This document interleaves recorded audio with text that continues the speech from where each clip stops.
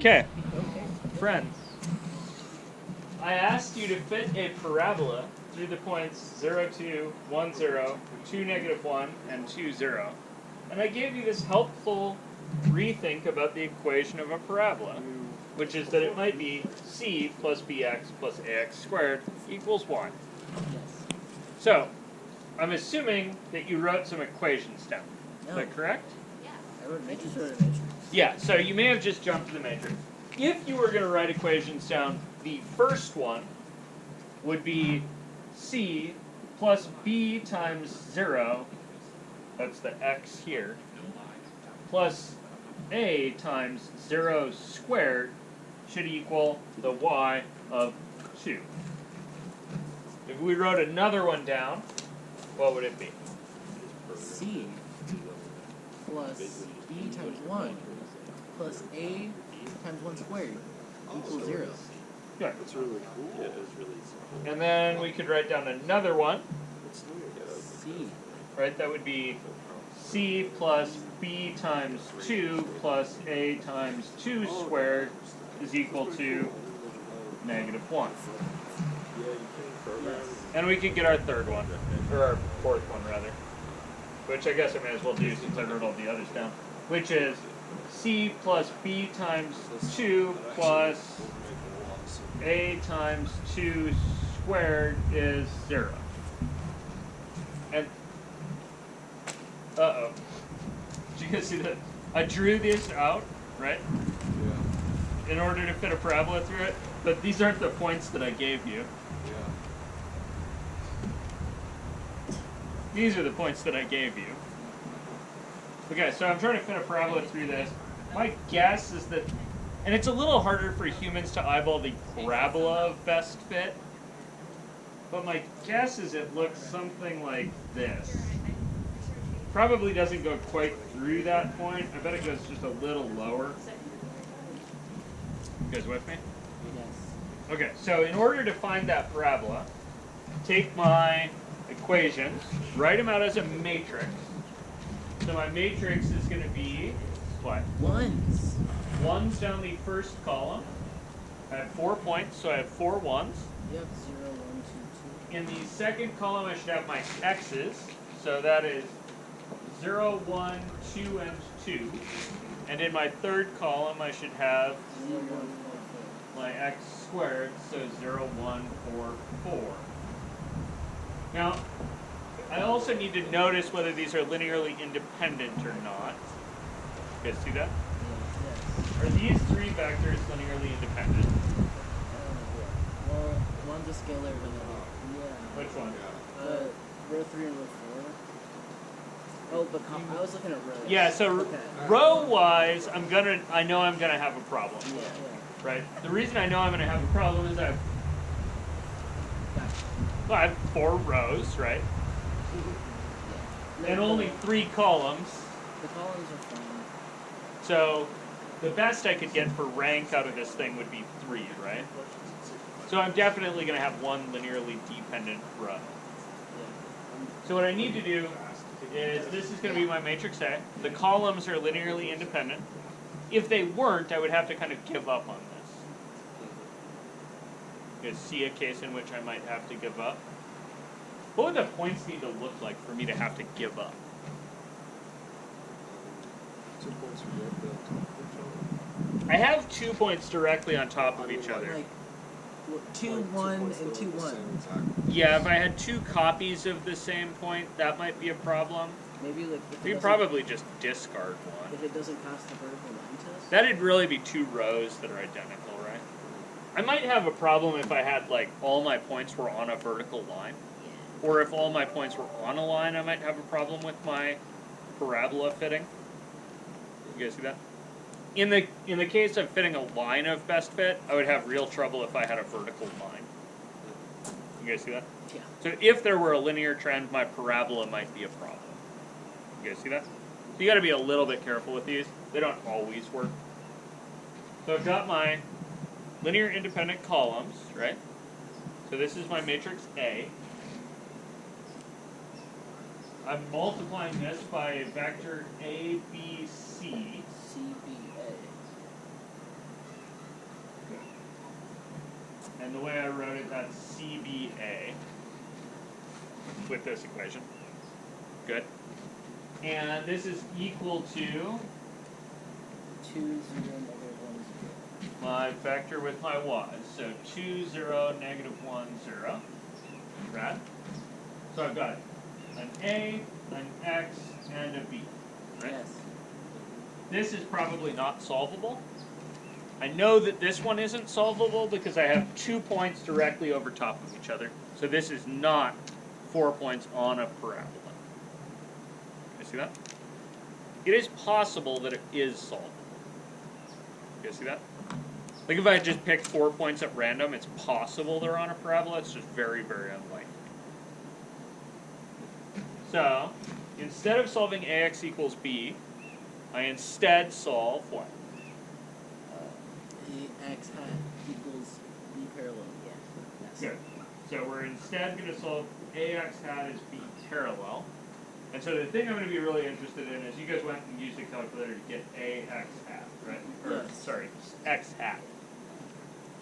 So the way you did that was you did A transpose A's inverse to A transpose of our vector B. Yep. And what did you get?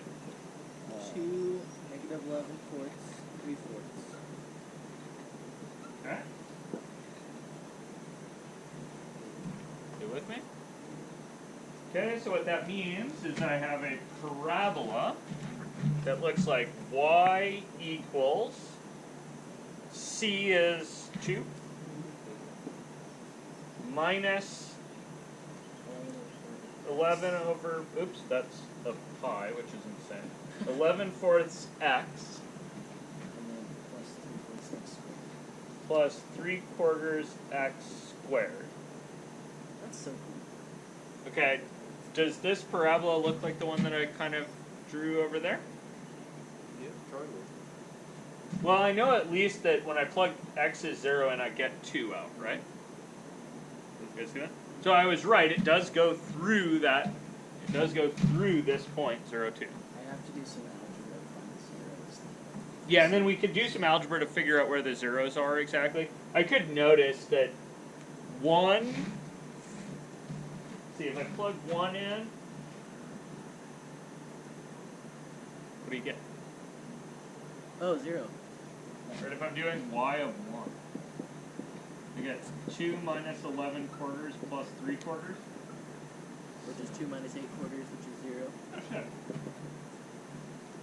Okay, so it goes through these 2 points, and then it probably splits the difference between the other pair. You guys see that? Yeah. It makes sense why my why does my parabola of best fit go through those 2 points? Well, heck, right? If you're gonna square and add up your errors, adding zeros gets you a long way towards being closest, right? Is with me on this? Okay, so that's my parabola of best fit right here. And if I was to say that as a statistician, I might say that's the least squares parabola. You're the stats guy, Is right? with me? You're having Questions? the best day of your life right now? Wait, are you talking to me? I'm talking to that guy. Danny. Yeah, Danny. Danny boy. Statistics? Yeah. Cool. Yeah. Yeah, this is how your statistics package finds those lines of, or whatever's of best fit, right? So if you wanted to find a, I don't know, quartic of best fit, right? You just Go all the way to the X. write more things, right? Make her go. You could go so ham with it. That's so cool. Yeah, so you do have to be a little careful. There is a thing called overfitting. It should be noted that with these 2 points directly over the top of each other, I will not be able to get this thing, no matter how high a degree I pick, to go through both of those points. Yeah. In general, though, if you have like scattered points, if you pick a high enough degree or a degree polynomial, it'll just go through them all, right? Because adding zeros is as close as you can get. What's happening there is you're kind of increasing the number of columns in your matrix, right? Until you get to invertibility.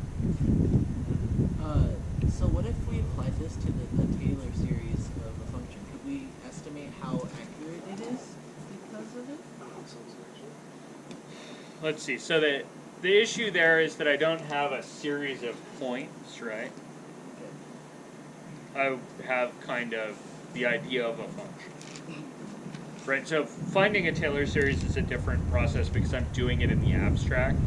In this case, I'm doing a very specific, like, I have these data points, and I'm fitting something to them.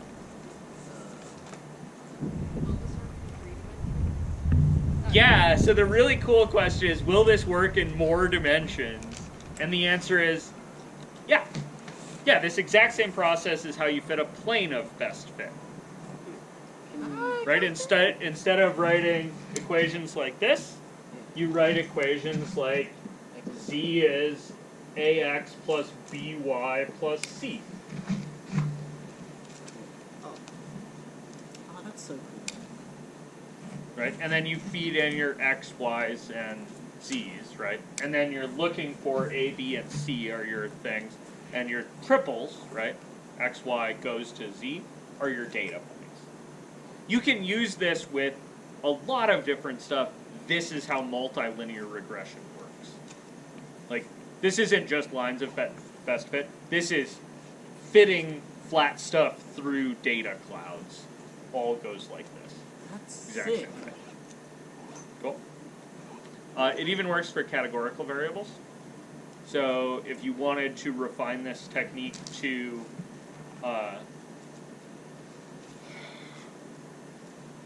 say you had something like you wanted to predict how much a dog was going to weigh. Dog? For illustrative purposes. Dog. So if you wanted to predict how much an adult dog was going to weigh, right? You might have a bunch of data about dogs. And some of the important factors might be, well, how big is it at 11 weeks, right? You might measure a height, a length, and a weight. That would give you some predictive value. You might also be interested in something like, is it a boy dog or is it a girl dog? Is it a fixed dog or an unfixed dog? Because those all affect their kind of adult size, right?